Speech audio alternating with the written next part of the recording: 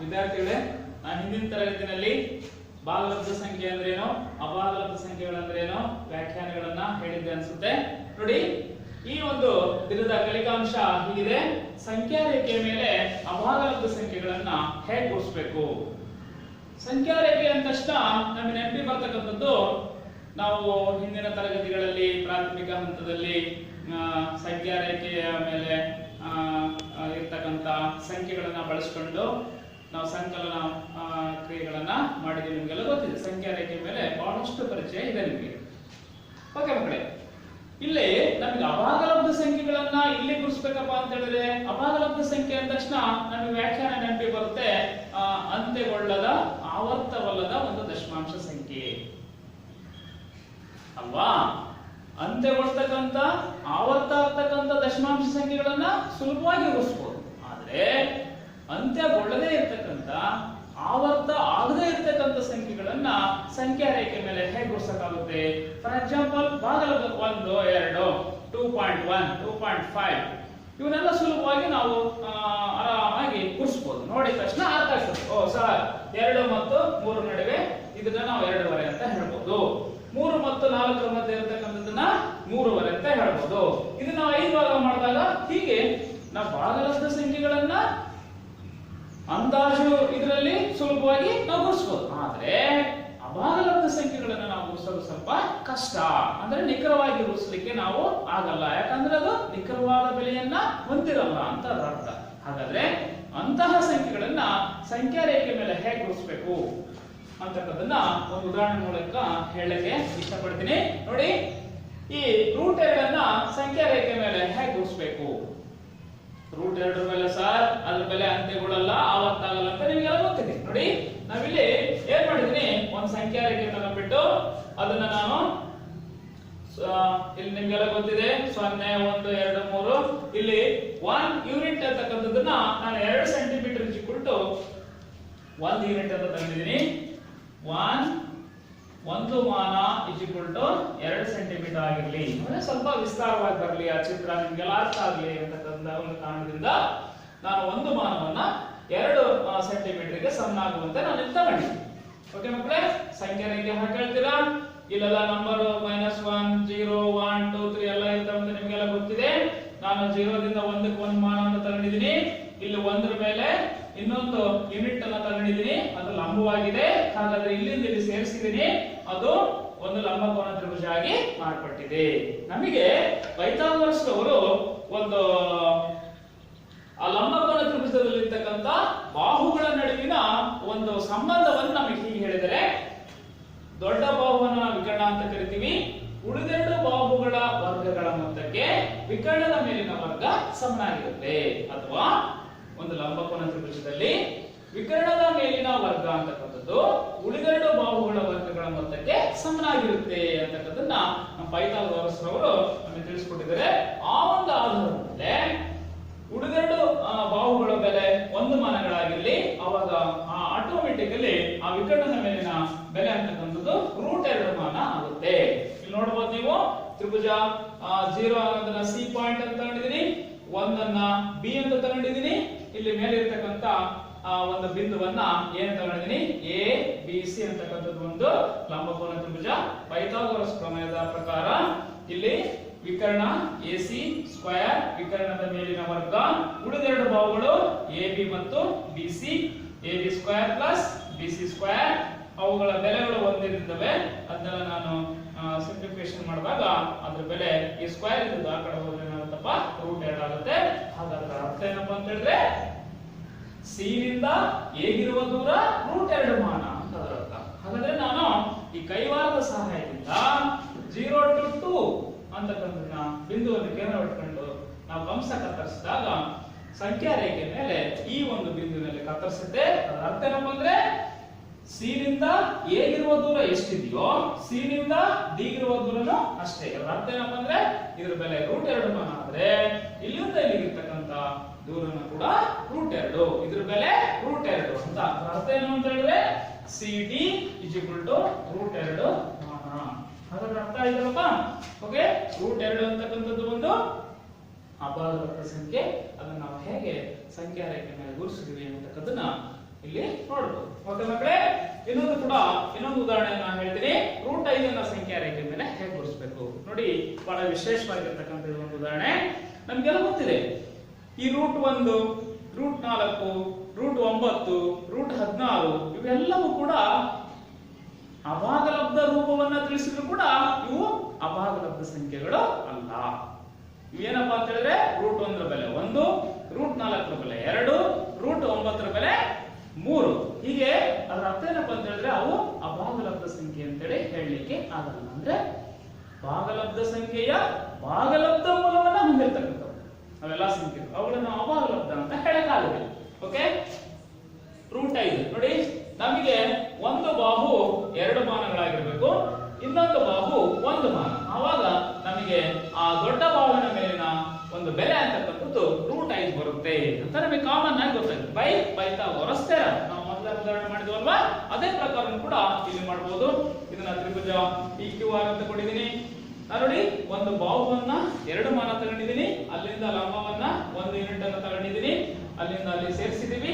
Pythagoras ಅವರ ಪ್ರಕಾರ ಆ PR ನ ಉದ್ದ ಅಂತಕ್ಕಂಥದ್ದು √5 ಮಾನ ಬರುತ್ತೆ. ಅದರ ಅರ್ಥ ಏನಪ್ಪಾ ಅಂತ ಹೇಳಿದ್ರೆ R ನಿಂದ P ಇರುವ ದೂರ √5 ಆಗುತ್ತೆ. ಅದನ್ನು ನಾವು ಕಂಸ ಕತ್ತರಿಸಿದಾಗ ಅಲ್ಲಿ ಒಂದು ಬಿಂದುವಿನಲ್ಲಿ ಸಂಖ್ಯಾ ರೇಖೆ ಮೇಲೆ ಕತ್ತರಿಸುತ್ತೆ. ಅದರ ಅರ್ಥ ಏನಪ್ಪಾ ಅಂದ್ರೆ R ನಿಂದ Q ಇರುವ ದೂರ, S ಇರುವ ದೂರನು ಕೂಡ √5 ಮಾನಗಳು ಅಂತ ಅದರ ಅರ್ಥ. ಹೀಗೆ ನಾವು ಬೇರೆ ಬೇರೆ ಭಾಗಲಬ್ಧ ಸಂಖ್ಯೆಗಳನ್ನ ಪೈಥಾಗೋರಸ್ ರವರು ಹೇಳ್ಕೊಟ್ಟಿರ್ತಕ್ಕಂಥ ಒಂದು ನಿಯಮದ ಪ್ರಕಾರ, ಹೇಳಿಕೆ ಪ್ರಕಾರ ಅನ್ವಯ ಮಾಡ್ಕೊಂಡ್ಬಿಟ್ಟು ಇಂಥ ಬೇಕಾದಷ್ಟು ಉದಾಹರಣೆಗಳನ್ನು ನಾವು ಮಾಡಬಹುದು. ನೋಡಿ ಮಕ್ಕಳೇ, ಇದೇ ಪ್ರಕಾರ ನೀವು ಮನೆಗೆ ಹೋಗ್ಬಿಟ್ಟು √8, √10, √11 ಬೇರೆ ಬೇರೆ ಅಭಾಗಲಬ್ಧ ಸಂಖ್ಯೆಗಳನ್ನ ನಿಮ್ದೇ ಆಗಿರ್ತಕ್ಕಂಥವನ್ನ ಆಯ್ಕೆ ಮಾಡ್ಕೊಂಡು ನೀವು ಮನೆಯಲ್ಲಿ ಹಾಕಿ ಇವುಗಳನ್ನ ಸಂಖ್ಯಾ ರೇಖೆ ಮೇಲೆ ಗುರುಸಿ ಅಂತ ಹೇಳ್ತಾ, ಇನ್ನೊಂದು ವಿಶೇಷವಾಗಿರ್ತಕ್ಕಂಥ ಉದಾಹರಣೆ ಇದೆ ಇಲ್ಲಿ. 2 + √3 ಅಥವಾ ಇನ್ನೊಂದಿದೆ 3 + √5 ಅಂತ ಇದೆ. ಅದರ ಅರ್ಥ ಏನಪ್ಪಾ ಅಂತ ಹೇಳಿದ್ರೆ 0 ದಿಂದ 3ಕ್ಕೆ, 0 ಇಂದ 3 ತನಕ 3 ಆಗುತ್ತೆ, 3 ಮಾನಗಳಾಗುತ್ತೆ, ಪ್ಲಸ್ √5. ಈ ಪ್ಲಸ್ √5 ಅನ್ನ ನಾನು ಹೇಗೆ 2 ಮಾನಗಳನ್ನು ತಗೊಂಡು ಇಲ್ಲೊಂದು ಮಾನ ತಗೊಂಡು ಗುರುಸಿದನೋ ಹಾಗೇನೆ ನಾವು 0 ಇಂದ 2 ಮಾನ ತಗೊಂಡಿದೀವಿ, ನೀವು 3 ರಿಂದ 2 ಮಾನಗಳನ್ನ ತಗೋಬೇಕು. ಮೀನ್ಸ್ ಸಂಖ್ಯಾ ರೇಖೆ ಮೇಲೆ 3 ಇಲ್ಲಿದೆ, ಇಲ್ಲಿಂದ ಈ ಕಡೆ 2 ಮಾನಗಳನ್ನ ತಗೊಂಡ್ಬಿಟ್ಟು ನೀವು √5 ಅನ್ನ ಗುರುಸಾಗ 3 + √5 ಆಗುತ್ತೆ. ಹೀಗೆ ಬೇಕಾದಷ್ಟು ಉದಾಹರಣೆಗಳನ್ನ ನೀವು ಟೆಕ್ಸ್ಟ್ ಬುಕ್ ಅಲ್ಲಿ ಕೊಟ್ಟಿದ್ದಾರೆ, ಅದನ್ನ ಅಭ್ಯಾಸವನ್ನ ಮಾಡಬಹುದು. ಇದಕ್ಕೆ ಸಂಬಂಧಪಟ್ಟಂತೆ ನೀವೇನೇ ಸಮಸ್ಯೆ ಇದ್ರೂ ಕೂಡ ನೀವು ಫೋನ್ ಕರೆ ಮೂಲಕ ತಿಳ್ಕೋಬಹುದು. ಓಕೆ ಮಕ್ಕಳೇ, ಈಗ ನೆಕ್ಸ್ಟ್ ಮುಂದಿನ ಒಂದು ಕಲಿಕಾಂಶಕ್ಕೆ ಹೋಗೋಣ. ನೋಡಿ ಮಕ್ಕಳೇ, ಇಲ್ಲಿ ವಾಸ್ತವ ಸಂಖ್ಯೆಗಳು ನಮಗೆಲ್ಲ ಗೊತ್ತಿದೆ. ವಾಸ್ತವ ಸಂಖ್ಯೆ ಅಂದ ತಕ್ಷಣ ಭಾಗಲಬ್ಧ ಮತ್ತು ಅಭಾಗಲಬ್ಧ ಸಂಖ್ಯೆಗಳ ಒಂದು ಸಮೂಹ ಅಂತ ಹೇಳ್ತೀವಿ. ಅದರಲ್ಲಿ ಭಾಗಲಬ್ಧ ಸಂಖ್ಯೆಗಳನ್ನ ತಗೊಳ್ಳೋಣ. ಅಂದ್ರೆ P/Q ರೂಪದಲ್ಲಿರ್ತಕ್ಕಂಥ ಭಾಗಲಬ್ಧ ಸಂಖ್ಯೆಗಳನ್ನ ನಾವು ದಶಮಾಂಶ ರೂಪಕ್ಕೆ ಪರಿವರ್ತನೆ ಮಾಡಿದಾಗ ಕೆಲವು ದಶಮಾಂಶ ರೂಪದಲ್ಲಿರ್ತಕ್ಕಂಥ ಸಂಖ್ಯೆಗಳು ಈ ರೂಪದಲ್ಲಿದ್ದಾವೆ. ನೋಡಿ, ಈ 10/3 ಇದೆ, ಇದನ್ನ ದಶಮಾಂಶ ರೂಪಕ್ಕೆ ಪರಿವರ್ತನೆ ಮಾಡಿದಾಗ 3.33. ಹೀಗೆ ನಾವು ವರ್ಷವಿಡೀ ಭಾಗಾಕಾರ ಮಾಡ್ಕೊಂತ ಹೋದ್ರೂ ದಶಮಾಂಶ ರೂಪದಲ್ಲಿ ಇದೇ ರೂಪ ಬರ್ತದೆ ವಿನಃ ಬೇರೆ ರೂಪ ಬರಲಿಕ್ಕೆ ಸಾಧ್ಯವಿಲ್ಲ. ಇದನ್ನು ನಾವು ಸಂಕ್ಷಿಪ್ತ ರೂಪದಲ್ಲಿ ಬಂದಿದ್ದೀವಿ, ಅಂದ್ರೆ 3.3 ಬಾರ್ ಅಂತ ಬರ್ತದೆ. ಅಂದ್ರೆ 3 ಅಂತಕ್ಕಂಥ ಸಂಖ್ಯೆ ದಶಮಾಂಶ ಭಾಗದಲ್ಲಿ ಪುನರಾವರ್ತನೆ ಆಗಿದೆ ಅಂತ ಅದರ ಅರ್ಥ. ಅಂದ್ರೆ ಒಂದೇ ಒಂದು ಸಂಖ್ಯೆ ಪುನರಾವರ್ತನೆ ಆಗಿದೆ, ಅದಕ್ಕೆ ಆವೃತ್ತಿ 1 ಬರೆದಿದೆ. ನೋಡಿ ಮಕ್ಕಳೇ, 2 ಉದಾಹರಣೆ ಗಮನಿಸಿ. 7/8 ಇದೆ, ಅದನ್ನ ಭಾಗಾಕಾರ ಮಾಡಿದಾಗ ಅಂತ್ಯಗೊಂಡಿದೆ. ಇಲ್ಲಿ ಪುನರಾವರ್ತನೆ ಆಗಿದೆ ದಶಮಾಂಶ ಭಾಗದಲ್ಲಿ, ಇಲ್ಲಿ ದಶಮಾಂಶ ಭಾಗದಲ್ಲಿ ಅಂತ್ಯಗೊಂಡಿದೆ. ಅದೇ ತರಹ ಈ 3ನೇ ಉದಾಹರಣೆ ನೀವು ಗಮನಿಸಬಹುದು. ಎಷ್ಟು ಅಂಕಿಗಳು ಪುನರಾವರ್ತನೆ ಆಗಿರೋ ಅಂತಂದ್ರೆ ನೋಡಿ, 1/7 ಅನ್ನ 7 ಇಂದ 1 ಅನ್ನ ನಾವು ಭಾಗಾಕಾರ ಮಾಡಿದಾಗ ಇಲ್ಲಿ ಕೊನೆ ಅಂಕಿ 7, ಮತ್ತೆ ಪುನಃ ಆ ಅಂಕಿಗಳು ಪುನರಾವರ್ತನೆ. ಅಂದ್ರೆ ಇದು ಕೂಡ ಇದರ ಅರ್ಥ ಏನಪ್ಪಾ ಅಂತ ಹೇಳಿದ್ರೆ ಈ ಉದಾಹರಣೆಗಳನ್ನು ನಾವು ಗಮನಿಸಿದಾಗ ಇವು ಕೂಡ ಎಲ್ಲ ಭಾಗಲಬ್ಧ ಸಂಖ್ಯೆಗಳೇ. ಅಂತ್ಯಗೊಳ್ಳವ, ಅಂತ್ಯಗೊಳ್ಳದ, ಅಂತ್ಯಗೊಳ್ಳುವ, ಅಂತ್ಯಗೊಳ್ಳದ, ಪುನರಾವರ್ತಿತ ಸಂಖ್ಯೆಗಳು, ಗೊಳ್ಳುವ ಪುನರಾವರ್ತನೆ ಆಗದೇ ಇರ್ತಕ್ಕಂಥ ಸಂಖ್ಯೆಗಳು ಇದನ್ನೆಲ್ಲ ನಾವು ನೋಡಿದಾಗ ನೋಡಿ, ಹಾಗಾದ್ರೆ p/q ರೂಪವನ್ನ ದಶಮಾಂಶ ರೂಪಕ್ಕೆ ನಾವು ಪರಿವರ್ತನೆ ಮಾಡಿದಾಗ ಈ ಒಂದು ರೂಪದ ದಶಮಾಂಶ ಭಾಗದಲ್ಲಿರ್ತಕ್ಕಂಥ ಸಂಖ್ಯೆಗಳು ಈ ರೂಪದಲ್ಲಿ ನಮಗೆ ದೊರಕಿದವೆ. ಅವನ್ನ ಹಾಗಾದ್ರೆ ಇನ್ನೊಂದು ಯೋಚನೆ ಏನಪ್ಪಾ ಅಂತ ಹೇಳಿದ್ರೆ, ಈ ವಿವಿಧ ರೂಪದಲ್ಲಿರ್ತಕ್ಕಂಥ ಈ ದಶಮಾಂಶ ರೂಪವನ್ನ p/q ರೂಪಕ್ಕೆ ಪರಿವರ್ತನೆ ಮಾಡಬಹುದಾ ಅಂತಕ್ಕಂಥದ್ದು ಇನ್ನೊಂದು ಯೋಚನೆ. ಹಾಗಾದ್ರೆ ನೆಕ್ಸ್ಟ್ ಕಾನ್ಸೆಪ್ಟ್ ನೋಡಿ, ದಶಮಾಂಶ ರೂಪದಿಂದ p/q ರೂಪಕ್ಕೆ ಹೇಗೆ ಪರಿವರ್ತನೆ ಮಾಡಬೇಕು. ಬಹಳ ಸುಲಭವಾಗಿರ್ತಕ್ಕಂಥ ಎರಡು ಉದಾಹರಣೆನ ನಿಮಗೆ ಹೇಳಲಿಕ್ಕೆ ಇಷ್ಟಪಡ್ತೀನಿ. ನೋಡಿ, 0.333 ಈ ಕಡೆ ಇದೆ, ಅದು ಹೇಗೆ, ಅದರ ರೂಪ ಹೇಗಿದೆ ಅಂತ ನಿಮ್ಗೆಲ್ಲ ಗೊತ್ತಿದೆ, ನೀವು ಗಮನಿಸಬಹುದು. ಇಲ್ಲಿ ನೋಡಿ,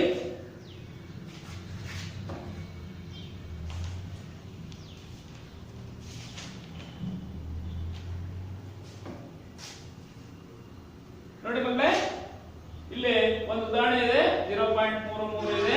ಅದನ್ನ ನಾನು ಏನ್ ಮಾಡಿದ್ದೀನಿ, ಇದನ್ನ ನಾವೇನ್ ಮಾಡ್ಬೇಕಪ್ಪ ಅಂತ ಹೇಳಿದ್ರೆ p/q ರೂಪಕ್ಕೆ ಪರಿವರ್ತನೆ ಮಾಡಬೇಕು. ಅಂದ್ರೆ ಅರ್ಥ ಏನು, ದಶಮಾಂಶ ರೂಪದಲ್ಲಿರ್ತಕ್ಕಂಥದ್ದನ್ನ ಈ ಒಂದು ರೂಪಕ್ಕೆ ನಾವು ಪರಿವರ್ತನೆ ಮಾಡೋದು ಹೇಗೆ ಅಂತಂದ್ರೆ ನೋಡಿ, ಕೊಟ್ಟಂತ ಉದಾಹರಣೆಯನ್ನ ಸಂಕ್ಷಿಪ್ತ ರೂಪದಲ್ಲಿ 0.3 ಬಾರ್ ಅಂತ ಹೇಳಿ ಬರ್ಕೊಂಡಿದ್ದೀನಿ, ಅದು x ಆಗಿರ್ಲಿ, ಅದು ಈಕ್ವೇಶನ್ ನಂಬರ್ 1 ಅಂತ ಕೊಡೋದು. ನೋಡಿ, ಆ ಒಂದಕ್ಕೆ ನಾವು 10ನ್ನ ಗುಣಾಕಾರ ಮಾಡೋಣ. 10ನ್ನ ಗುಣಾಕಾರ ಮಾಡಿದಾಗ ಏನಾಗುತ್ತೆ, ಒಂದು ಅಂಕಿ ಈ ಕಡೆ ಬರುತ್ತೆ, ಅಂದ್ರೆ 3.3 ಬಾರ್ ಆಗುತ್ತೆ. ಅಂತ 3 ಅಂತ ದಶಮಾಂಶ ಭಾಗದಲ್ಲಿ ಇಂತ 3 ಅಂತಕ್ಕಂಥವು ಅನೇಕ ಇದಾವೆ ಅಂತ ಅದರ ಅರ್ಥ. ಪುನರಾವರ್ತನೆ ಆಗಿರ್ತಕ್ಕಂಥದ್ದು ಈ ಎರಡರಲ್ಲಿ ಈ ಒಂದನ್ನ ಕಡೆಯನ್ನ ನಮಗೆ ಈ ಒಂದು ಸಮೀಕರಣ ಬರುತ್ತೆ. ಎಡಭಾಗವನ್ನ ಎಡಭಾಗದಲ್ಲಿ ಕಳೆಯಬೇಕು, ಬಲಭಾಗವನ್ನ ಬಲಭಾಗದಲ್ಲಿ ಕಳೆದಿದ್ದೀವಿ, ಅದು ಈ ಒಂದು ರೂಪಕ್ಕೆ ಬರುತ್ತೆ. ಇದರಲ್ಲಿ 9x ಉಳಿಯುತ್ತೆ, ಇದರಲ್ಲಿ ದಶಮಾಂಶ ಭಾಗದಲ್ಲಿ ಎಲ್ಲದೂ ಕ್ಯಾನ್ಸಲ್ ಆಗುತ್ತೆ.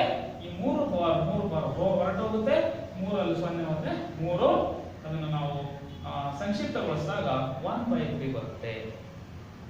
ಅರ್ಥ ಆಯ್ತಲ್ವಾ ಮಕ್ಕಳೇ? ಇದ್ರ ಅರ್ಥ ಏನಪ್ಪಾ ಅಂತ ಹೇಳಿದ್ರೆ, ನಾವು ನೋಡಿ ಈ ಒಂದು ಉದಾಹರಣೆ ಅರ್ಥ ಆಯ್ತು ಅಂತ ಅನ್ಕೊಂತೀನಿ. ಅದೇ ತರಹ ಇನ್ನೊಂದು ವಿಶೇಷವಾಗಿರ್ತಕ್ಕಂಥ ಉದಾಹರಣೆ ನೋಡಿ, 0.99 ಅದು ನಿಯರ್ ವ್ಯಾಲ್ಯೂ 1 ಅಂತ ನಿಮ್ಗೆ ಗೊತ್ತಿದೆ. ಅದು ಹೇಗೆ ಅಂತಕ್ಕಂಥದ್ದು ನಾವು ಕಂಡುಹಿಡಿಯಬಹುದು. ನೋಡಿ, ಅದರ ಸಂಕ್ಷಿಪ್ತ ರೂಪ 0.9 ಬಾರ್, ಅಂದ್ರೆ 9 ಅಂತಕ್ಕಂಥ ಅಂಕಿ, ಅದೇ ಒಂದು ಅಂಕಿ ಅಂತಕ್ಕಂಥದ್ದು ಪುನರಾವರ್ತನೆ ಆಗಿದೆ ಅಂತ ಅರ್ಥ. ನಾವು ಅದನ್ನ x ಅಂತ ತಗೊಂಡಿದೀವಿ, ಅದಕ್ಕೆ 10ನ್ನ ಗುಣಾಕಾರ ಮಾಡಿದೀವಿ, ಅದು ಒಂದು ಅಂಕಿ 9 ಅಂತ ಅನೇಕ ಇರೋದ್ರಿಂದ ಒಂದು ಒಂದು ಭಾಗಕ್ಕೆ ಈ ಕಡೆ ಬಂದಿದೆ, ದಶಮಾಂಶ ಭಾಗವನ್ನು ಬಿಟ್ಟು. ಅದೇ ತರಹ ಎರಡರಲ್ಲಿ ಒಂದನ್ನ ಕಳೆದಿದ್ದೀನಿ, ಈಕ್ವೇಶನ್ ಅನ್ನ ಸಂಕ್ಷಿಪ್ತಗೊಳಿಸಿದಾಗ ಅದರ ಬೆಲೆ 1, 9/9, ಅದರ ಭಾಗ ಎಷ್ಟಪ್ಪ 1, 1/1 ಅಂತ ಬರೀಬಹುದಲ್ವಾ. ಒಂದನ್ನ ಹೇಗೆ ಬರೀಬಹುದು, ಇದು p/q ರೂಪದಲ್ಲಿ ಪರಿವರ್ತನೆ ಮಾಡಿದಲ್ವಾ, ಅಂದ್ರೆ 0.999 ನಿಯರೆಸ್ಟ್ ವ್ಯಾಲ್ಯೂ ಎಷ್ಟಪ್ಪ ಅಂತ ಹೇಳಿದ್ರೆ 1 ಅಂತ ನಮಗೆಲ್ಲ ಗೊತ್ತಿದೆ. ಅಂದ್ರೆ ಈ ಒಂದು ಉದ್ದೇಶ ಏನಪ್ಪಾ ಅಂತ ಹೇಳಿದ್ರೆ, p/q ರೂಪದಲ್ಲಿರ್ತಕ್ಕಂಥ ಸಂಖ್ಯೆಗಳನ್ನ ಕಾಮನ್ ಆಗಿ ನಾವು ಹಿಂದಿನ ತರಗತಿನಲ್ಲಿ ದಶಮಾಂಶ ರೂಪಕ್ಕೆ ಪರಿವರ್ತನೆ ಮಾಡತಕ್ಕಂಥದ್ದನ್ನ ನಾವು ಕಲ್ತ್ಕೊಂಡ್ವಿ, ಅಂದ್ರೆ ಭಾಗಾಕಾರ ಕ್ರಿಯೆಯನ್ನ ಕಲ್ತಿದ್ದೀವಿ. ಅದೇ ಬರ್ತಕ್ಕಂಥ ಭಾಗಲಬ್ಧವನ್ನ ನಾವು ಹೇಗೆ ಭಿನ್ನರಾಶಿ ರೂಪದಲ್ಲಿ ಬರೀತಕ್ಕಂಥದ್ದು ಅಥವಾ p/q ರೂಪದಲ್ಲಿ ವ್ಯಕ್ತಪಡಿಸ್ತಕ್ಕಂಥದ್ದು ಅಂತಕ್ಕದನ್ನ ಈ ಒಂದು ವಿವಿಧ ಉದಾಹರಣೆಗಳ ಮೂಲಕ ನೀವು ತಿಳ್ಕೋಬಹುದು. ಓಕೆ, ಇದಕ್ಕೆ ಸಂಬಂಧಪಟ್ಟಂತಹ ಅನೇಕ ಉದಾಹರಣೆಗಳು ಆ ಟೆಕ್ಸ್ಟ್ ಬುಕ್ ಅಲ್ಲಿ ಇದ್ದಾವೆ, ಅವನ್ನ ಮಾಡ್ರಿ ಅಂತ ಹೇಳ್ತಾ ಬೇರೆ ಒಂದು ಕಲಿಕಾಂಶಕ್ಕೆ ಹೋಗೋಣ ಮಕ್ಕಳೇ.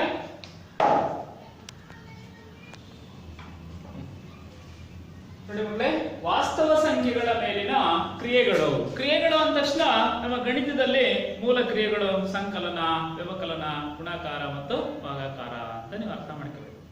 ಹಾಗಾದ್ರೆ ವಾಸ್ತವ ಸಂಖ್ಯೆ ಅಂದ ತಕ್ಷಣ ಭಾಗಲಬ್ಧನಾದ್ರೂ ಆಗಿರ್ಬೋದು, ಅಭಾಗಲಬ್ಧನಾದ್ರೂ ಆಗಿರ್ಬೋದು. ನೋಡಿ, ಒಂದು ಉದಾಹರಣೆ ಇದೆ. ಏನಪ್ಪ ಕಾನ್ಸೆಪ್ಟ್, ವಾಸ್ತವ ಸಂಖ್ಯೆಗಳ ಮೇಲಿನ ಕ್ರಿಯೆಗಳಲ್ಲಿ ಮೊದಲಾಗಿ ನಾವು ಸಂಕಲನ ಮತ್ತು ವ್ಯವಕಲನವನ್ನ ಮಾಡೋಣ. ನೋಡಿ, ಯಾವ್ದೆರಡು ವಾಸ್ತವ ಸಂಖ್ಯೆಗಳನ್ನ ತಗೊಂಡಿದ್ದೀನಿ, ಇದರಲ್ಲಿ ಭಾಗಲಬ್ಧ ಸಂಖ್ಯೆ ಮತ್ತು ಅಭಾಗಲಬ್ಧ ಎರಡು ಸಮ್ಮೇಳನ, ಟೋಟಲ್ ಇದು ಏನೋ ವಾಸ್ತವ ಸಂಖ್ಯೆ ಅಂತ ಹೇಳ್ತೀವಿ. 2 + √3 ಮತ್ತು 3 + 3 √3ಗಳ ಮೊತ್ತ ಹೇಗೆ ಬರುತ್ತೆ? ಯಾವ ಕ್ರಿಯೆ ಮಾಡಿದ್ರೆ ಮೊತ್ತ ಬರುತ್ತೆ? ಸಂಕಲನ ಕ್ರಿಯೆಯನ್ನ ಮಾಡಿದ್ರೆ ಮೊತ್ತ ಬರುತ್ತೆ ಅಂತ ನಿಮ್ಗೆಲ್ಲ ಗೊತ್ತಿದೆ. ನೋಡಿ, ನಾನು ಎರಡು ರೀತಿಯಲ್ಲಿ ಸಂಕಲನ ಮಾಡಬಹುದು. ಬರ್ಕೊಂಡಿದ್ದೀನಿ. ಸಜಾತಿ ಮತ್ತು ವಿಜಾತಿ ಅಂತ ನಿಮ್ಗೆಲ್ಲ ಗೊತ್ತಿದೆ. ಸಜಾತಿ ಪದ, ವಿಜಾತಿ ಪದಗಳು ಬೀಜಗಣಿತದ ಮೂಲ ಪರಿಕಲ್ಪನೆಯಲ್ಲಿ ನಾವು ಅರ್ಥ ತಿಳ್ಕೊಂಡಿದ್ದೀವಿ. ನೋಡಿ, ಸಜಾತಿ ಇದನ್ನು ನಾವು ಇದು ಒಂದು ಜಾತಿ, ಇದು ಒಂದು ಬೇರೆ ಜಾತಿ. ಓಕೆನಾ? ಇದಕ್ಕೆ ಕೊಡ್ಬೋದು ಅಥವಾ ಕಳಿಬಹುದು, ಇದನ್ನ ಇದಕ್ಕೆ ಕೊಡ್ಬೋದು ಅಥವಾ ಕಳಿಬಹುದು ಅಂತ ಅರ್ಥ. ನೋಡಿ, ಅವೆರಡನ್ನ ಸಜಾತಿ ಪದ ಒಗ್ಗೂಡಿಸಿದೀನಿ. ಆಯಾ ಸಂಬಂಧಪಟ್ಟಂತಹ ಸಂಖ್ಯೆಗಳನ್ನು ನಾನು ಒಂದ್ ಕಡೆ ಬರ್ಕೊಂಡಿದ್ದೀನಿ.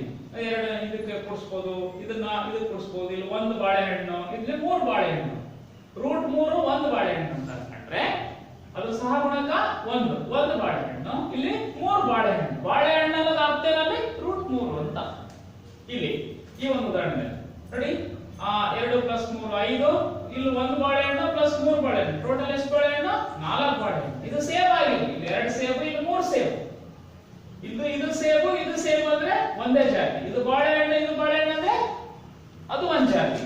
ಬಾಳೆಹಣ್ಣಿನ ಜೊತೆ ಬಾಳೆಹಣ್ಣು ಸೇರಿಸಬೇಕು ವಿನಃ ಬಾಳೆಹಣ್ಣಿನ ಜೊತೆಗೆ ಸೇಬಣ್ಣು ಸೇರಿಸಿದ್ರೆ ಏನರ್ಥ? ಎಷ್ಟು ಸೇಬಣ್ಣು ಎಷ್ಟು ಬಾಳೆಹಣ್ಣು ಅಂತ ಹೇಳ್ತೀವಿ. ಒಂದು ಬಾಳೆಹಣ್ಣು ಇದ್ರೆ ಒಂದು ಬಾಳೆಹಣ್ಣು ಅಂತ ಹೇಳ್ಬೇಕು, ಒಂದ್ ಸೇಬ್ ಇದ್ರೆ ಒಂದ್ ಸೇಬ್ ಅಂತ ಹೇಳ್ಬೇಕು. ಅಥವಾ ಒಂದು ಬಾಳೆಹಣ್ಣು ಒಂದ್ ಸೇಬಣ್ಣು ಅಂತ ಇದ್ರೆ 2 ಬಾಳೆಹಣ್ಣು ಅಂತ ಅನ್ನಕ್ಕಾಗಲ್ಲ, 2 ಸೇಬು ಅಂತಾನೂ ಕೂಡ ಹೇಳಕ್ಕಾಗಲ್ಲ. ನಾವೇನಂತ ಹೇಳ್ಬೋದಪ್ಪ ಅಂದ್ರೆ, ಸರ್ ಒಂದು ಬಾಳೆಹಣ್ಣು ಒಂದು ಸೇಬಣ್ಣು ಇದೆ ಅಂತ ಹೇಳ್ಬೋದು. ಹಾಗೆ ಅದಕ್ಕೆ ಹೇಳೋದು ಆಯಾ ಜಾತಿನ ಆ ಜಾತಿಗೆ ಸಂಕಲನ ಮಾಡ್ಬೋದು ಅಂತ ಅರ್ಥ. ಇದ್ರ ಉತ್ತರ ಹೀಗೆ ಬಂದಿದೆ. ಅಂದ್ರೆ ವಾಸ್ತವ ಸಂಖ್ಯೆಗಳನ್ನ ಕೂಡಿದಾಗ ಹೇಗೆ ಬರುತ್ತೆ? 4 ಸೇಬ್ ಇದಾವೆ, 4 ಬಾಳೆಹಣ್ಣು ಇದಾವೆ, 5 ಸೇಬ್ ಇದಾವೆ. ಇದು ನೋಡಿ, ಅದನ್ನ ಇನ್ನೊಂದು ವಿಧಾನದಲ್ಲಿ 1 by 1 ಕೆಳ ಬರ್ಕೊಂಡ್ಬಿಟ್ಟು ಆ ಜಾತಿಗೆ ಸೇರಿಸಿದ್ರೆ ಸೇಮ್ ಉತ್ತರ ಬರುತ್ತೆ. ಈ ಒಂದು ವಿಧಾನವನ್ನು ಕೂಡ ನೀವು ಸಂಕಲನವನ್ನ ಮಾಡಬಹುದು. ಇಲ್ಲೊಂದು ಉದಾಹರಣೆ ನೋಡಿ, ಅದೇ ತರಹ 2 root 2 plus 5 root 3 root 2 1 root 2 ಅಂತ, ಅಥವಾ ಬರೀ ರೂಟ್ 2 ಮೈನಸ್ 3 ರೂಟ್. ಇವುಗಳ ಮೊತ್ತ ಕೂಡಿಸಿ. ನೋಡಿ, ಕೂಡಬೇಕಾದ್ರೆ ಕಳಿಬೇಕಾದ್ರೆ ಚಿಹ್ನೆನ ಗಮನದಲ್ಲಿ ಇಟ್ಕೋಬೇಕು. ಬೇರೆ ಬೇರೆ ಚಿಹ್ನೆಗಳು ಇದ್ರೆ ಕಳಿಬೇಕು ಅಂತ ಅರ್ಥ. ಒಂದೇ ಚಿಹ್ನೆ ಇದ್ರೆ ಅದು ಋಣಾತ್ಮಕವಾಗಿರ್ಲಿ ಧನಾತ್ಮಕವಾಗಿರ್ಲಿ ಅದನ್ನ ಕೂಡಬೇಕು ಅಂತ ಅರ್ಥ. ನೋಡಿ, ಹಾಗೆ ಇಲ್ಲಿ ರೂಟ್ 2 ಬಾಳೆಹಣ್ಣಾಗಿರ್ಲಿ, ರೂಟ್ 3 ಸೇಬ್ ಆಗಿರ್ಲಿ. ಅರ್ಥ ಏನಪ್ಪ ಅಂತ ಹೇಳಿದ್ರೆ, ಬಾಳೆಹಣ್ಣನ್ನ ಬಾಳೆಹಣ್ಣಿನ ಜೊತೆಗೆ ಕೂಡ್ಸೋಣ, ಸೇಬಣ್ಣನ್ನ ಸೇಬಣ್ಣಿನ ಜೊತೆ ಕೂಡ್ಸೋಣ. ನೋಡಿ, ಇಲ್ಲಿ 2 ಬಾಳೆಹಣ್ಣು 1 ಸೇಬಣ್ಣು ನೋಡಿ ಒಟ್ಟಿಗೆ ಬರ್ತಿದ್ದೀನಿ. ಇಲ್ಲಿ 2 ಬಾಳೆಹಣ್ಣು, ಇಲ್ಲಿ 1 ಬಾಳೆಹಣ್ಣು, ಇಲ್ಲಿ 5 ಸೇಬು, ಇಲ್ಲಿ 3 ಸೇಬು. ಹಾಗಾದ್ರೆ 5 ಸೇಬಲ್ಲಿ 3 ಸೇಬನ್ನ ಕಳಿಬೇಕು. ಯಾಕಪ್ಪ ಅಂದ್ರೆ ಅದು 1 ಸೇಬಿನ ಚಿಹ್ನೆ ಏನಿದೆ ಋಣಾತ್ಮಕವಾಗಿದೆ. ಹಾಗಾದ್ರೆ ನೋಡಿ ಮಕ್ಕಳೇ, ಇಲ್ಲಿ 2 ಬಾಳೆಹಣ್ಣು ಮತ್ತೆ 1 ಬಾಳೆಹಣ್ಣು ಕೂಡಿಸಿದ್ರೆ ಎಷ್ಟು ಬರುತ್ತಪ್ಪ? 3 ಬಾಳೆಹಣ್ಣು ಬರುತ್ತೆ. ಇಲ್ಲಿ ಚಿಹ್ನೆಗಳು ಬೇರೆ ಬೇರೆ ಆಗಿರೋದ್ರಿಂದ 5 ಸೇಬುಗಳಲ್ಲಿ 3 ಸೇಬನ್ನ ಕಳೆದ್ರೆ 2 ಸೇಬು ಉಳಿತವೆ. ಅರ್ಥ ಆಗ್ತಿದ್ಯಾ? ಇಲ್ಲಿ ಒಂದು ಗಮನಿಸಬಹುದು. ಹಾಗಾದ್ರೆ ದೊಡ್ಡ ಸಂಖ್ಯೆ ಚಿಹ್ನೆ ಪ್ಲಸ್ ಇದೆ. ಹಾಗಾದ್ರೆ ಎಷ್ಟು ಉಳಿದವ ಸೇಬು ಅಂತ ಹೇಳಿದ್ರೆ 2 ಸೇಬು ಉಳಿತವೆ ಅಂತ. ಹೀಗೆ ಈ ವ್ಯವಕಲನ ಮಾಡಬಹುದು. ಒಂದು ಕೆಳಗಡೆ ಒಂದು ಬರ್ಕೊಂಡ್ಬಿಟ್ಟು ಕೆಳಗಿನ ಯಾವ ಸಂಖ್ಯೆಯಲ್ಲಿ ಯಾವ ಸಂಖ್ಯೆಯನ್ನ ಕಳಿತೀವೋ ಅದರ ಚಿಹ್ನೆ ಅಂತಕ್ಕಂಥದ್ದು ಋಣಾತ್ಮಕವಾಗಿ ಪರಿವರ್ತನೆ ಆಗುತ್ತೆ ಅಂತ ನಮಗೆಲ್ಲ ಗೊತ್ತಿದೆ ಬೇಸಿಕಲಿ. ಹಾಗಾದ್ರೆ ಇಲ್ಲಿ -3 ರೂಟ್ 3 ಇದೆ, ಇಲ್ಲಿ 1 ರೂಟ್ 3 ಇದೆ. ಕಳೆದ್ರೆ ಇನ್ನ ದೊಡ್ಡ ಸಂಖ್ಯೆ ಆಗಿರೋದ್ರಿಂದ -2 ರೂಟ್ 3 ಉಳಿಯುತ್ತೆ. ಇದು ದೊಡ್ಡ ಸಂಖ್ಯೆ ಆಗಿರೋದ್ರಿಂದ 3 2 ಹೋದ್ರೆ -1 ಉಳಿಯುತ್ತೆ. ಇದೇ ಉದಾಹರಣೆಯನ್ನ ನಾವು ಕಳೆದ್ರೆ 1 by 1 ಹಾಕಿಬಿಟ್ಟು ಈ ಪರ್ಯಾಯ ವಿಧಾನ ಪ್ರಕಾರ ಮಾಡಿದ್ರೆ ನಮಗೆ ರೂಟ್ 2 ಈ ಸಂಖ್ಯೆಯಲ್ಲಿ ಈ ಸಂಖ್ಯೆಯನ್ನ ನಾವು ಕಳೆದ್ರೆ ಇಲ್ಲಿ ಋಣಾತ್ಮಕ ಇರ್ತಕ್ಕಂಥದ್ದು ಧನಾತ್ಮಕ ಆಗ್ತದೆ, ಧನಾತ್ಮಕ ಇರ್ತಕ್ಕಂಥದ್ದು ಋಣಾತ್ಮಕ. ಯಾವಾಗಪ್ಪ? ವ್ಯವಕಲನ ಮಾಡಬೇಕಾದ್ರೆ. ಹೀಗೆ ನಾವು ಸಂಕಲನ ಮತ್ತು ವ್ಯವಕಲನವನ್ನ ಈ ವಾಸ್ತವ ಸಂಖ್ಯೆಗಳನ್ನ ಬಳಕೆ ಮಾಡ್ಕೊಂಡ್ಬಿಟ್ಟು ನಾವು ಮಾಡಬಹುದು. ವ್ಯವಕಲನ ಮಾಡಿದ್ರೆ ವ್ಯತ್ಯಾಸ ಬರುತ್ತೆ, ಸಂಕಲನ ಮಾಡಿದ್ರೆ ಮೊತ್ತ ಬರುತ್ತೆ. ಹಾಗಾದ್ರೆ ಮಕ್ಕಳ ಗುಣಾಕಾರ ಮತ್ತು ಭಾಗಾಕಾರವನ್ನ ಹೇಗೆ ಮಾಡಬೇಕಪ್ಪ? ಈ ವಾಸ್ತವ ಸಂಖ್ಯೆಗಳನ್ನ ಬಳಕೆ ಮಾಡ್ತೀವಿ. ನೋಡಿ, ಒಂದು ನಿಯಮ ಇದೆ, ಗುಣಾಕಾರದ ನಿಯಮ. ಅಂದ್ರೆ nth ರೂಟ್ ಆಫ್ a. ನೋಡಿ, ಈ ಅಭಾಗಲಬ್ಧ ಸಂಖ್ಯೆಗಳ ಬಗ್ಗೆ ಹೇಳ್ತಾ ಹೋದಾಗ ಅಥವಾ ವಾಸ್ತವ ಸಂಖ್ಯೆಗಳ ಬಗ್ಗೆ ಹೇಳ್ತಾ ಹೋದಾಗ ಇದು ದೊಡ್ಡ ಕಾನ್ಸೆಪ್ಟ್. ಇದು ಒಂದರಿಂದ ಒಂದು ಲಿಂಕ್. ಎಷ್ಟು ಹೇಳಿದ್ರು ಸಾಲದೆ. ಅರ್ಥೈತೇನೋ ಮಕ್ಕಳೇ? ಎಷ್ಟು ಹೇಳಿದ್ರು ಕೂಡ ಸಾಲದೇನೆ. ಹೇಳ್ಬೇಕಂದಂಗೆಲ್ಲ ಅದ್ರ ಜೊತೆಗೆ ಇನ್ನು ಬೇಕಾದಷ್ಟು ಕಾನ್ಸೆಪ್ಟ್ಗಳು ಜೋಡಣೆ ಆಗ್ತಾ ಹೋಗ್ತದೆ. ಇಲ್ಲಿ ನೋಡಿ, ಯಾವುದೇ ಒಂದು ವಾಸ್ತವ ಸಂಖ್ಯೆ ಅಂತಕ್ಕಂಥದ್ದು n√a ರೂಪದಲ್ಲಿದ್ದು ಇನ್ನೊಂದು ಸಂಖ್ಯೆ n√b ರೂಪದಲ್ಲಿದ್ರೆ ಆ ಎರಡು ಸಂಖ್ಯೆಗಳನ್ನ ನಾವು ಈ ತರ ಗುಣಿಸಬಹುದು. ಒಳಗಡೆ ಇರ್ತಕ್ಕಂಥ ನಾವು ಇದನ್ನ ಕರ್ಣೀಯ ಅಂತ ಕರಿತೀವಿ. ಅವೆಲ್ಲ ನಿಮಗೆ ಇನ್ನ ಪರಿಚಯ ಇಲ್ಲ. ಕರ್ಣೀಯ ಕ್ರಮ ಇವೆಲ್ಲ ಸರಣಿಗಳು ಅಂತಕ್ಕಂಥ ಒಂದು ಪಾಠ ಇತ್ತು ಹಳೆ ಟೆಕ್ಸ್ಟ್ ಬುಕ್ಗಳಲ್ಲಿ, ಅದರೆಲ್ಲ ಸವಿಸ್ತಾರವಾಗಿತ್ತು. ನಿಮಗೆ ಈಗ ಹೇಳಿದ್ರೆ ಗೊತ್ತಾಗಲ್ಲ. ಈ ರೂಪದಲ್ಲಿರ್ತಕ್ಕಂಥ ಒಂದು ಸಂಖ್ಯೆಯನ್ನ ಈ ರೂಪದಲ್ಲಿರ್ತಕ್ಕಂಥ ಒಂದು ಸಂಖ್ಯೆಗೆ ನಾವು ಗುಣಿಸಬಹುದು. ಯಾವಾಗಪ್ಪ ಅಂತ ಹೇಳಿದ್ರೆ ಇದರ ಬೆಲೆ ಅಂತಕ್ಕಂಥದ್ದು ಒಂದೇ ಆಗಿದೆ. ನಾವು ಕರ್ಣೀಯ ಕ್ರಮ ಅಂತ ಹೇಳ್ತೀವಿ. ಅರ್ಥ ಆಯ್ತಲ್ವಾ ಮಕ್ಕಳೇ? ಅದೇ ರೂಪದಲ್ಲಿರ್ತಕ್ಕಂಥ ಸಂಖ್ಯೆಗಳನ್ನು ನಾವು ಭಾಗಾಕಾರ ಮಾಡಲೂಬಹುದು. ಯಾವಾಗ n√a ಡಿವೈಡೆಡ್ ಬೈ n√b ನಾವು ಭಾಗಿಸಬಹುದು. ಯಾವಾಗಪ್ಪ ಅಂತ ಹೇಳಿದ್ರೆ ಕರ್ಣೀಯ ಕ್ರಮಗಳು ಒಂದೇ ಆಗಿರ್ತಕ್ಕಂಥ ಎರಡು ವಾಸ್ತವ ಸಂಖ್ಯೆಗಳನ್ನ ಗುಣಿಸಬಹುದು ಮತ್ತು ಭಾಗಿಸಬಹುದು. ಯಾವುಗಳನ್ನ? ಕರ್ಣೀಯಗಳನ್ನ. ಹಾಗೆ ನೋಡಿ, ಒಂದು ಉದಾಹರಣೆ ಮಾಡಿದ್ದೀನಿ. 6√5 ಮತ್ತೆ 2√5 ನಾನು ಹೇಗೆ ಗುಣಾಕಾರ ಮಾಡಿದ್ದೀನಿ. ಇದನ್ನು ಸಹಗುಣಕ ಅಂತ ಕರಿತೀವಿ. ಇದೊಂದು ವಾಸ್ತವ ಸಂಖ್ಯೆ. ಇಲ್ಲಿ ಕರ್ಣೀಯ ಮತ್ತು ಕರ್ಣೀಯ ಕ್ರಮಗಳು ಒಂದೇ ಆಗಿದ್ದಾವೆ. ನಾವು ಆ ಒಂದು ಪ್ರಕಾರ √5 × √5 √25. ಇಲ್ಲಿ ಒಂದು ಗಮನಿಸಬಹುದು. ಇಲ್ಲಿ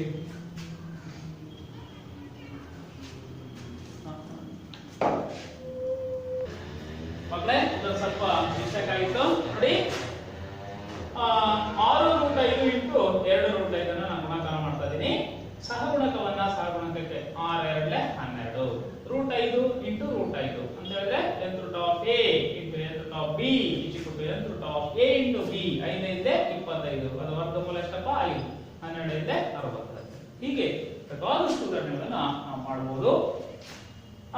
8√15 2√3 ನಾವು ಭಾಗಿಸ್ಬೇಕಪ್ಪ. ಕರ್ಣೀಯ ಕ್ರಮಗಳು ಒಂದೇ ಆಗಿರಬೇಕು. ಭಾಗಾಕಾರ ಮಾಡಬಹುದು. ಕರ್ಣೀಯಗಳನ್ನ ಒಂದರಿಂದ ಇನ್ನೊಂದನ್ನ ಭಾಗಾಕಾರ ಮಾಡಬಹುದು ಅಂತ ಅರ್ಥ. ನಾವು ಭಿನ್ನರಾಶಿ ರೂಪದಲ್ಲಿ ಬರ್ಕೊಳ್ಳೋಣ. ಇದರಿಂದ ಭಾಗಿಸ್ಬೇಕಪ್ಪ ಅಂದ್ರೆ ಇದು ಛೇದ ಬರುತ್ತೆ, ಇದು ಅಂಶಕ್ಕೆ ಬರುತ್ತೆ. ನಾವು ಸಹಗುಣಕವನ್ನ ಸಪರೇಟ್ ಮಾಡಿದೀನಿ, ಇದನ್ನ ಬೇರೆ ಮಾಡಿದೀನಿ. n√a ಡಿವೈಡೆಡ್ ಬೈ n√b ರೂಪದಲ್ಲಿದೆ. ಅದನ್ನ n√a/b ರೂಪದಲ್ಲಿ ಬರ್ಕೊಂಡಿದ್ದೀನಿ. 2 ರಿಂದ 8 ಭಾಗಾಕಾರ ಮಾಡಿದೀನಿ, 4 ಬಂದಿದೆ. 3 ರಿಂದ 15 5 ಬಂದಿದೆ. 5/1 ಅಂದ್ರೆ ಎಷ್ಟಪ್ಪ? 5. ಹೀಗೆ ನಾವು ಬೇರೆ ಬೇರೆ ವಾಸ್ತವಿಕ ಸಂಖ್ಯೆಗಳನ್ನ ನಾವು ಗಣಿತದ ಮೂಲ ಕ್ರಿಯೆಗಳಾಗಿರ್ತಕ್ಕಂಥ ಸಂಕಲನ, ವ್ಯವಕಲನ, ಗುಣಾಕಾರ ಮತ್ತು ಭಾಗಾಕಾರ ಕ್ರಿಯೆಗಳನ್ನ ಮಾಡಬಹುದು. ಆ ವಾಸ್ತವಿಕ ಸಂಖ್ಯೆಗಳನ್ನು ಕೂಡ ನಾವು ಗಣಿತದ ಮೂಲ ಕ್ರಿಯೆಗಳಾಗಿರ್ತಕ್ಕಂಥ ಸಂಕಲನ ಮತ್ತು ವ್ಯವಕಲನ, ಗುಣಾಕಾರ ಮತ್ತು ಭಾಗಾಕಾರ ಕ್ರಿಯೆಗಳನ್ನ ಮಾಡಬಹುದು ಅಂತ ಅರ್ಥ. ಇದಕ್ಕೆ ಆಗಿರ್ತಕ್ಕಂಥ ಕೆಲವೊಂದು ನಿಯಮಗಳನ್ನ ಅನುಸರಿಸ್ಬಿಟ್ಟು ಮಾಡಬಹುದು ಅಂತ ಹೇಳ್ತಾ ಮುಂದಿನ ಒಂದು ಕಾನ್ಸೆಪ್ಟ್ಗೆ ಹೋಗೋಣ ಮಕ್ಕಳೇ. ನೋಡಿ ಮಕ್ಕಳೇ, ಇನ್ನು ಕೆಲವು ಉದಾಹರಣೆಗಳನ್ನ ಹೇಳಕ್ಕೆ ಇಷ್ಟಪಡ್ತೀನಿ. ಈ ವಾಸ್ತವ ಸಂಖ್ಯೆಗಳ ಮೇಲಿನ ಕ್ರಿಯೆಗಳಲ್ಲಿ ಸಂಕ್ಷೇಪಿಸಬೇಕು. ಏನು ಸಂಕ್ಷೇಪಿಸಿ ಅಂತ ಅರ್ಥನಪ್ಪ ಅಂದ್ರೆ ವಿಸ್ತರಿಸಿದ ರೂಪದಲ್ಲಿರ್ತಕ್ಕಂಥದನ್ನ ಕನಿಷ್ಠ ರೂಪದಲ್ಲಿ ಬರೀರಿ ಅಂತ ಇದರ ಅರ್ಥ. ಸಂಕ್ಷಿಪ್ತಗೊಳಿಸಿ. ನೋಡಿ, ಇದು ಬ್ರಾಕೆಟ್ ಅಲ್ಲಿ ಇದೆ, ಒಂದು ವಾಸ್ತವಿಕ ಸಂಖ್ಯೆ ಇದೆ, ಅದರ ಗುಣಾಕಾರ ಮಾಡಬೇಕು ಅಂತ ಅರ್ಥ. ನೀವು ಹಿಂದಿನ ತರಗತಿನಲ್ಲಿ ಈ ದ್ವಿಪದ ಬೀಜೋಕ್ತಿಗಳ ಗುಣಾಕಾರ ಕ್ರಿಯೆ ನಿಮಗೆಲ್ಲ ಗೊತ್ತಿದೆ. ಇದು ಕೂಡ ದ್ವಿಪದ ಬೀಜೋಕ್ತಿ ಅಂತ ಅನ್ಕೊಳ್ಳೋಣ. ಈ ಎರಡು ದ್ವಿಪದಗಳನ್ನ ಏಕಪದದಿಂದ ದ್ವಿಪದ, ಇನ್ನೊಂದು ಪದದಿಂದ ಆ ಪದ ಅಂದ್ರೆ ದ್ವಿಪದದಿಂದ ದ್ವಿಪದ ಬೀಜೋಕ್ತಿಯನ್ನ ಹೇಗೆ ಗುಣಾಕಾರ ಮಾಡಬೇಕು ಅಂತಕ್ಕಂಥದ್ದು ನಮ್ಗೆಲ್ಲ ಗೊತ್ತಿದೆ. ಅದೇ ಪ್ರಕಾರ ನಾವು ಮಾಡಬೇಕು. ನಮ್ಗೆಲ್ಲ ಈ ಗುಣಾಕಾರದ ನಿಯಮಗಳನ್ನ ಬಳಸ್ಬಿಟ್ಟು 5 ರಿಂದ ಒಂದ್ಸರಿ ಗುಣಿಸಿದೀನಿ, √7 ರಿಂದ ಇನ್ನೊಂದ್ಸರಿ ಗುಣಿಸಿದೀನಿ. 5 × 10 5√5 5√5 5x × 5 × x ಏನಾಗುತ್ತೆ? 5x ಆಗುತ್ತೆ. ಹಾಗೇನೆ y × 2 ಏನಾಗುತ್ತೆ? 2y.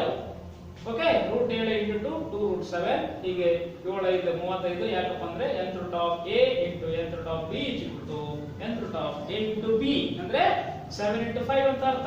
ಹೀಗೆ ನೋಡಿ, ಇನ್ನೊಂದು ಉದಾಹರಣೆ ಕೂಡ ನೀವು ಇಲ್ಲಿ ಗಮನಿಸಬಹುದು. ಇದು ಬಹಳ ಸುಲಭ. a + b × a - b ನಿತ್ಯ ಸಮೀಕರಣ ನಿಮ್ಗೆಲ್ಲ ಗೊತ್ತಲ್ವಾ? a + b × a - b ಏನು? a² - b². a ಇದು b ಅನ್ಕೊಂಡ್ರೆ ಆ ಪ್ರಕಾರ ನಾವು ಮಾಡಬಹುದು, ಅಥವಾ ಮೇಲಿನ ಉದಾಹರಣೆಗಳ ಪ್ರಕಾರ ಮಾಡಿದ್ರು ಕೂಡ ನಾವು ಸಿಂಪ್ಲಿಫೈ ಮಾಡ್ತಾ ಹೋದಾಗ 5 25 5√5 ಕ್ಯಾನ್ಸಲ್ ಆಗುತ್ತೆ. ಇದು ಪ್ಲಸ್ ಇದೆ, ಮೈನಸ್ ಇದೆ. √25 5 25 5 ಎಷ್ಟಪ್ಪ? 20. ಓಕೆ ಮಕ್ಕಳೇ, ಇದೊಂದು ವಿಶೇಷವಾಗಿರ್ತಕ್ಕಂಥ ಉದಾಹರಣೆ ಇದೆ. 1/√2 ಅಂದ್ರೆ p/q ರೂಪದಲ್ಲಿದೆ. ಇದನ್ನ ಛೇದವನ್ನ ಅಕರ್ಣೀಕರಿಸಿ. ಏನಪ್ಪಾ ಅಕರ್ಣಿ ಅಂತಕ್ಕಂಥ ಪದ ನಿಮಗೆ ಹೊಸ ಪದ, ಅದನ್ನ ಹೇಳ್ತೀನಿ ನೋಡಿ. ಭಾಗಲಬ್ಧ ಸಂಖ್ಯೆ. ಅಕರಣಿ ಅಂದ್ರೆ ಕರಣಿ ಅಲ್ಲದಾಗೆ ಮಾಡ್ತಕ್ಕಂಥದ್ದು. ಅಂದ್ರೆ ಇನ್ನೊಂದು ಕರಣಿಯಿಂದ ನಾವು ಗುಣಿಸಿದಾಗ ಅದು ಏನಾಗುತ್ತಪ್ಪ ಅಂದ್ರೆ ಅಕರಣಿಯಾಗಿ ಬರುತ್ತೆ. ಅದನ್ನ ಯಾವ ಕರಣಿ ಅಕರಣಿಯನ್ನಾಗಿ ಮಾಡುತ್ತೋ ಅದನ್ನ ಅಕರಣೀಕಾರಕ ಅಂತ ಕರಿತೀವಿ. ಕರಣಿಯನ್ನ ಅಕರಣಿಯನ್ನಾಗಿಸುವ ಮತ್ತೊಂದು ಕರಣಿಯನ್ನ ನಾವು ಅಕರಣೀಕಾರಕ ಅಂತ ಕರಿತೀವಿ. ಕರಣಿ ಅಂತಕ್ಕಂಥ ಪದ ವಸ್ತು ಆದ್ರೂ ಕೂಡ ಅದು ಒಂದು ಅಭಾಗಲಬ್ಧ ಸಂಖ್ಯೆ. ಅದ್ರ ಬಗ್ಗೆ ಇನ್ನೊಂದು ತರಗತಿನಲ್ಲಿ ವಿಸ್ತಾರವಾಗಿ ಹೇಳ್ತೀನಿ. ನೋಡಿ ಮಕ್ಕಳೇ, √5 ಅಕರಣೀಕರಿಸಬೇಕಪ್ಪ ಅಂತ ಹೇಳಿದ್ರೆ ಅದನ್ನ ಇನ್ನೊಂದು ಅದೇ ಕರಣಿಯಿಂದ ಗುಣಿಸಿದೀನಿ, ಅದು ಅಕರಣಿಯಾಗಿದೆ. ಇವೆಲ್ಲ ಕರಣಿ, ಇವೆಲ್ಲ ಅಕರಣಿ. ಇಲ್ಲಿ ನೋಡಿ ದ್ವಿಪದ ಕರಣಿ ಇದೆ. ಇಲ್ಲಿ ನಾವು ಮೈನಸ್ ಇಂದ ಗುಣಿಸೋಣ. a + b * a - t a² - t². ಆ ಸ್ಕ್ವೇರ್ ರೂಟ್ ಕ್ಯಾನ್ಸಲ್ ಆಗುತ್ತೆ. 2 3 ಹೋದ್ರೆ -1. ಓಕೆ, ನೋಡಿ ಅದೇ ಉದಾಹರಣೆ ತಗೋಣ. ಛೇದವನ್ನ ಅಕರಣೀಕರಿಸಿ. ಛೇದದಲ್ಲಿ ಏನಿದೆಯಪ್ಪ, ಏಕಪದ ಕರಣಿ ಇದೆ, √2. ಅಕರಣೀಕಾರಕ √2 ಅಂತ ನಿಮಗೆ ಗೊತ್ತಿದೆ. ಅದನ್ನ ಅಂಶ ಮತ್ತು ಛೇದಕ್ಕೆ ಗುಣಿಸಿದೀನಿ. ಯಾವುದೇ ಒಂದು ಭಿನ್ನ ರಾಶಿಗೆ ಅಂಶ ಮತ್ತು ಛೇದಕ್ಕೆ ಅದೇ ಸಂಖ್ಯೆಯನ್ನು ಗುಣಿಸಿದಾಗ ಅದರ ಅನುಪಾತ ಅಂತಕ್ಕಂಥ ಬದಲಾವಣೆ ಆಗಲ್ಲ ಅಂತ ನೀವೆಲ್ಲ ಕಲ್ತು ಬಂದಿದ್ದೀರಾ. ಓಕೆ, ಇಲ್ಲೆಲ್ಲ ಇಲ್ಲಿ ಕೆಳಗಡೆ √2 × √2 √4 ಆಗುತ್ತೆ. ಅದರ ಮೇಲೆ 2 ಆಗುತ್ತೆ. √2 ಅಂದ್ರೆ ಛೇದವನ್ನ ಕರಡಿ ಇದ್ದದನ್ನ ನಾವು ಅಕರಣಿಯನ್ನು ಇರಿಸ್ತೀವಿ. ಓಕೆ, ಇಲ್ಲೊಂದು ಉದಾಹರಣೆ ನೋಡಿ. 1/2 + √3 ಛೇದವನ್ನ ಅಕರಣೀಕರಿಸಿ. ಛೇದದಲ್ಲಿ ಏನಿದೆಯಪ್ಪ 2 + √3. ನಾವೇನ್ ಮಾಡಿದೀವಿ ಇಲ್ಲಿ ದ್ವಿಪದ ಕರಣಿಗೆ ಅಕರಣೀಕಾರಕ ಏನಾಗಿದೆ ಮೈನಸ್ ಇರ್ತಕ್ಕಂಥ ಆ ಕರಣಿಯನ್ನ ಅಂಶ ಮತ್ತು ಛೇದ ಗುಣಾಕಾರ ಮಾಡೋಣ. ಅಂಶವನ್ನು ಅಂಶ ಗುಣಾಕಾರ ಮಾಡೋಣ, ಛೇದವನ್ನ ಛೇದ ಗುಣಾಕಾರ ಮಾಡೋಣ. ಕೆಳಗಡೆ a² - t². ಅಲ್ಲಿ ಸ್ಕ್ವೇರ್ ರೂಟ್ ಕ್ಯಾನ್ಸಲ್ ಆಗುತ್ತೆ. 2² ಅಂದ್ರೆ 4, 4 3 ಅಂದ್ರೆ 1. ಹಾಗಾದ್ರೆ ಛೇದದಲ್ಲಿ ಏನಿದೆ ಅಂತ ಅರ್ಥ 1 ಅಂತಕ್ಕಂಥದ್ದು ಅಕರಣಿ. ಹೀಗೆ ಈ ವಾಸ್ತವಿಕ ಸಂಖ್ಯೆಗಳಲ್ಲಿ ಈ ಮೂಲಕ್ರಿಯೆಗೆ ಸಂಬಂಧಪಟ್ಟಂತೆ ಬೇಕಾದಷ್ಟು ಉದಾಹರಣೆಗಳನ್ನ ನಿಮ್ಮ ಟೆಕ್ಸ್ಟ್ ಬುಕ್ ಅಲ್ಲಿ ಇದಾವೆ. ಹೋಗಿ ಕಲ್ತ್ಕೊಳ್ಳಿ, ಬಿಡಿಸಿ. ಅಭ್ಯಾಸದಲ್ಲಿ ಬೇಕಾದಷ್ಟು ಉದಾಹರಣೆಗಳಿದಾವೆ ಇದಕ್ಕೆ ಸಂಬಂಧಪಟ್ಟಂತವು ಅಂತ ಹೇಳ್ತಾ, ಇದಕ್ಕೆ ಸಂಬಂಧಪಟ್ಟದ್ದು ಏನೇ ಯಾವುದೇ ಕಾನ್ಸೆಪ್ಟ್ ನಿಮಗೆ ಅರ್ಥ ಆಗದೇ ಇದ್ರೆ ನೀವು ಫೋನ್ ಮಾಡಿಬಿಟ್ಟು ಕೇಳ್ಕೋಬಹುದು ಅಂತ ಹೇಳ್ತಾ ಈ ಒಂದು ಸಂಖ್ಯಾ ಪದ್ಧತಿ ಅಂತಕ್ಕಂಥ ಪಾಠವನ್ನ ಮುಕ್ತಾಯಗೊಳಿಸ್ತಾ, ಇಷ್ಟೊತ್ತು ಈ ಒಂದು ಪಾಠವನ್ನ ಕೇಳಿದ್ದಕ್ಕೆ ನಿಮಗೆಲ್ಲ ವಂದನೆಗಳನ್ನ ಹೇಳ್ತಾ ಈ ಒಂದು ತರಗತಿಯನ್ನ ಮುಗಿಸ್ತಾ ಇದ್ದೀನಿ. ಥ್ಯಾಂಕ್ ಯು ಮಕ್ಕಳೇ.